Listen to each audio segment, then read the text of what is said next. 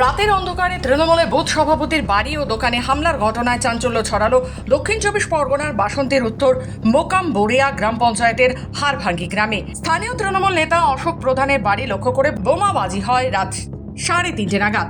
এর আগেও একাধিকবার হামলা হয়েছে অশোকের ওপর। আগেও দুষ্কৃতীরা বোমাবাজি করেছে। এ ঘটনার বিজেপির বিরুদ্ধে অভিযোগের আঙুল তুলেছেন। যদিও অভিযোগ অস্বীকার বিজেপির। ঘটনাকে কেন্দ্র করে এলাকায় ব্যাপক উত্তেজনা ছড়িয়েছে। বাসন্তী থানার পুলিশ ঘটনাস্থলে।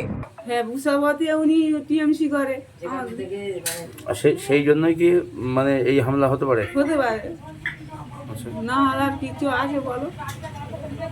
কি তোমরা কি আতঙ্কে আছো? হ্যাঁ, তা আতঙ্ক থাকবো না? এই তো তুমি দেখতে পাচ্ছ বাবু, তোমরা তো এসছো, সব তো দেখে যাচ্ছ। আর কি বলবো, আমাদের বলার কিছু আছে? যেটুকু বলছো তোমরা সেইটুকু। ঘটনাটা বলতে কালকে রাত তখন প্রায় 3:25 নাগাদ তখন আমাদের এখানে এই মানে বোমাটা ফাটে এবং আমরা আওয়াজটা পেয়ে সাথে সাথে বার হয়েছি। বার হয়ে কাউকে দেখতে পাইনি আশেপাশে, এবং গিয়ে দেখি আমাদের এখানে কিছু জায়গায় আগুন জ্বলছে, তারপরে সব ভেঙে ভাঙে পড়ে গেছে। পড়ে যেতে যেতে আমরা সঙ্গে সঙ্গে প্রশাসনকে ফোন করে জানাই, এবং প্রশাসন তার ঠিক আধা ঘন্টার মধ্যে প্রশাসন আসে। আসার সাথে সাথে প্রশাসন ওগুলোকে যা কিছু নেওয়ার ওদের প্রয়োজন ছিল সব কিছু নিয়ে বস্তাভর্তি করেছে।